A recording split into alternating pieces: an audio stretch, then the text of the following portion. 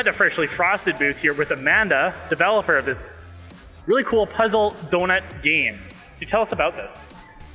So it's an adorable little puzzle game where you are in a, let's say, circuitously built donut factory, and you are responsible for building the conveyors to take the donuts from the ovens to the delivery counters, passing in front of various different topping stations to make sure that, you know, you deliver the donuts that are requested. How did you land on making this type of game over any other genre? So this game actually started on Train Jam. I don't know if you've heard of Train Jam. Yeah, it starts, you get on a train in Chicago and you take it to GDC, which is in San Francisco. So you're on a train for a few days and you just make a game. And the prompt for it was circuitous, which is how we ended up here. And one of the other developers, there are three of us, he likes making like tile-based puzzle games, and so that's where we went with this. And then our artists just wanted to make something cute, so obviously donuts. How do you avoid falling into pitfalls of being like any other game? What's your unique spin on this, or I guess flavor? So a little harder for me to answer because I'm personally the engineer on this. Our designer was probably the one that knows how to give it the fire, but I do know that some of our motivations for this was to make it very satisfying game. You know, when you look at the puzzles and it's very satisfying. And then one of the other things we tried to be a little bit unique on is, you know, the adorableness. It's very pastel colors, and our narrator has a very soothing voice, and we're very positive. You know, we don't rush you, we don't score you. You know, as long as you make it through, it's okay. So it's a very calming and satisfying experience that we're hoping sets us apart. Now that this game is out, what's your plan next? Like, do you have a sequel in mind? Do you have a new IP you want to release? This team was actually kind of we just came together as friends to make something. I don't know if we're going to make anything again, but it is the second game we've made as friends, so there's a chance that another one will come up, but you never know because it's our side projects, right? What was the game that you worked on before this with them? It never did a commercial release, but it was called Every Little Light, and it was like one of those Sokoban games where you push stuff around. Also made on Train Jam. We're a Train Jam team. Where can we find that game? I think it's on itch.io. Okay, I get a lot of stuff from there. Yeah. Would we find this as well on itch? No, this is only on PC. It's on Steam and it's on the Epic Game Store, but it's also on Switch, Xbox, and PS5. When you come to making this particular title, what's like the most unlikely inspiration you had when you worked on it? I mean, actually, the inspiration was really straightforward, so there's not really anything unlikely. We're just like, I'm sure there was a donut involved, or we were just like, you know what's cute? Donuts. Like, it was a really straightforward concept, and most of the game was actually done during the Train Jam, but I don't know how many game developers have said this, but the last 10% of the game takes 90% of the time, so, you know, we got a really good framework in a weekend, and then spent the next 3 years finishing it. Here at PAX, what game are you excited to go check out? I'll be honest, I was not expecting to attend PAX. So I did not have any plans, but we didn't have enough people to work the booths, and so now I am very nervously here. But I did just see that Rose City Games is here, and I love floppy nights, so I'll probably be going over there to see what's up. Awesome, thank you so much.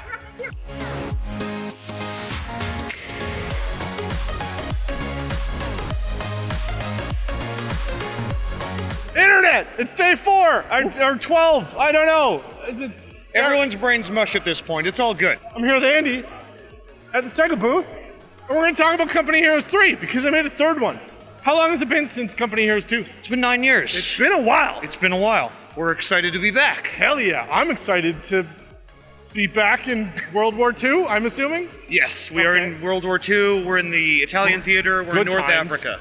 Oh, it's cool. Yeah, 2 theaters, 2 campaigns, Nice. Lots of stuff for people to play. Cool. So with the first one, it was, awesome. Second one, you had a lot of weather dynamics and stuff like that. So what type of new things and dynamics? I don't have my thesaurus with me.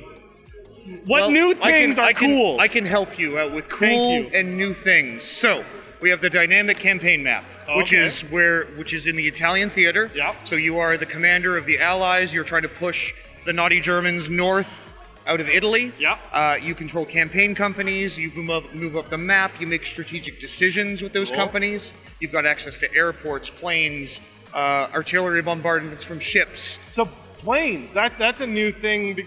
That is, well, the whole dynamic campaign map concept, this sort of grand strategy layer that we have, is new to the franchise. Cool. Traditionally, we've been the more linear campaign with mission cutscene. Yeah. We still have that in our North African operation, but we wanted to try to push the franchise's possibility space forward and try out this more replayable campaign experience. Okay, so so you have like the normal kind of like story mode, but then you also have this like evolving dynamic campaign mode. Correct. Cool. So 2 campaigns at launch. 2 campaigns. 2 campaigns. That's more than one. That's way more than one.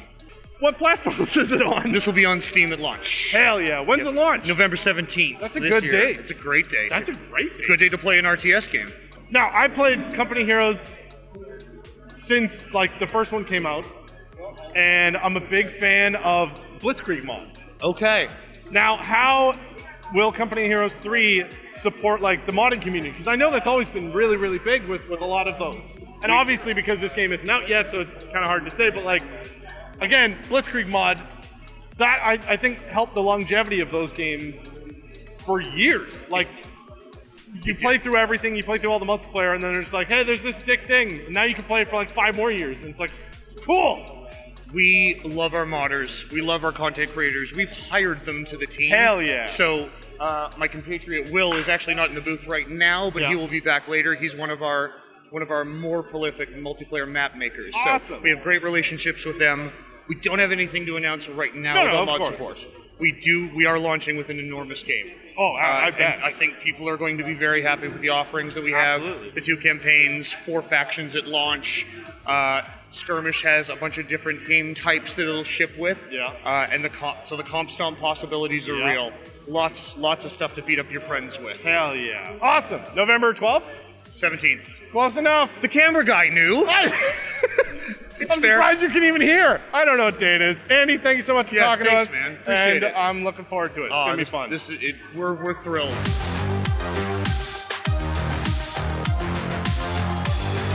I'm here with Doug at Free League Publishing. They have you have like a number of licensed RPG titles. I guess maybe my first question is, this new one you have out, The One Ring, this is your big one, but also great timing with the show coming out. Was that planned, or what's the deal there? It wasn't really, no. It's been it all kind of worked out, and it's been kind of a really neat situation where earlier this year we were able to release it into retail. It came out around March, and then of course we know that the Rings of Power just launched on Amazon Prime, and we watched a couple episodes, and it looks pretty good. And so we're hoping that the whole Tolkien Middle Earth IP just kind of sees a whole new revival over these next couple of years, and so hopefully it'll all work out really well for us. Well, let's talk about this game in particular. So I understand that you weren't exactly hands-on with every single one of your titles, like really into it, but hopefully you can answer. Sure. When it came to the game mechanics, tell us about that. How does this game play? So this is actually, I'll just preface this by saying that this is a second edition of an existing game. So this is a new edition that the designer wanted to kind of revamp and kind of streamline a few things.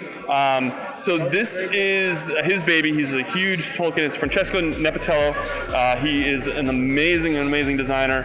And so we've been able to work with him on this project, and we're just publishing it on his behalf, which is really awesome. We did provide some of the art and everything, but his system is a D12 system where it's called a Fate die. The D12 goes 1 through 10. Also has an Eye of Sauron icon on one of the sides and a Gandalf rune on the other. The Eye of Sauron counts as a 0, and the Gandalf rune counts as a success, so it's an automatic success. So all your rolls are going to have a 1 in 12 chance of succeeding at least. And then based on your attributes, there's 3 different attributes. There's heart, wits, and I'm trying to remember what the other one is. Heart, wits, and strength. And then you have skills based off those attributes. And then whatever your rank is in the skill, you're going to add D6s to roll along with that Fate die, that D12. And you'll add up all the results of the dice, If it exceeds your target number for that attribute, you succeed at whatever you're doing. So it's a really kind of rules light narrative kind of system. Focuses more on like adventuring, journeying, as there is some combat mechanics to this system, but it's definitely, more focused towards adventuring in Middle-earth. And so as a publisher for this title, where can we find it if we want to buy it? On your website, on Amazon, in stores? All of the above. You can go to freeleaguepublishing.com. We have a website there, and then you can also find it on Amazon and all the major, most major retailers, and then especially your friendly local game store. That's one thing I'll tell you. We really want to support local retailers, and so if you are interested in anything that we publish and produce, feel free to check with your friendly local game store and ask them to stock it, because we'd love to have shelf space on there and hopefully expand our community to those friendly local stores as well. I mentioned before, you have a lot of other titles, not just One Ring, but you also have Aliens. You have I can't even begin to pronounce half of these. But how do you land on getting these into your collection as a publisher? Well, we've been very fortunate. I'll say that since we're a Swedish publisher, so we have some really great relationships with artists over there in Sweden, and a lot of what we do, we've been able to kind of leverage that into making a lot of RPGs that not only look beautiful, but they're based on the art books that these artists have put out. So we have Tales from the Loop, which is based on art by a gentleman named Simon Stollenhag. His art, we put out an art book on just based on his art, and then we're like, hey, you want to put out an RPG based on this? And then it got picked up for an Amazon series, and then we put out a board game for it.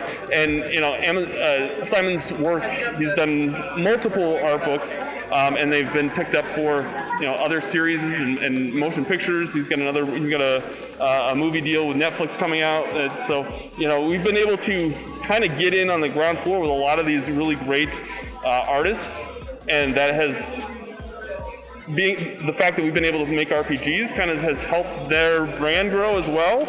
And we've been just very fortunate that a lot of folks have been really interested in a lot of stuff that they do. Another book that had a similar storyline is Vaesen. Vaesen is an art book based on art by a gentleman named Johan Egerkrantz, and we put out an RPG that's won multiple awards just based on his Vaesen art, and that's mythic and Nordic folklore. So we really want to try to find licenses and properties that are not only fun to play in, but are beautiful to kind of read and look through, because we're gamers. We want to have games that are fun to read and fun to play. So we're really kind of selective as to what we've put out, and luckily we've had success over the last few years that now a lot of licenses and IPs are coming to us and be like, hey, would you be interested in putting out an RPG based on this? And sometimes we say yes and sometimes we say no, and we've been very very fortunate in that, and we appreciate the fact that people have been really kind of loving what we've been putting out. What convention can we find you at next? Let's see here. I will be at Shut Up and Sit Down Expo, which is in Vancouver, Canada, later this month.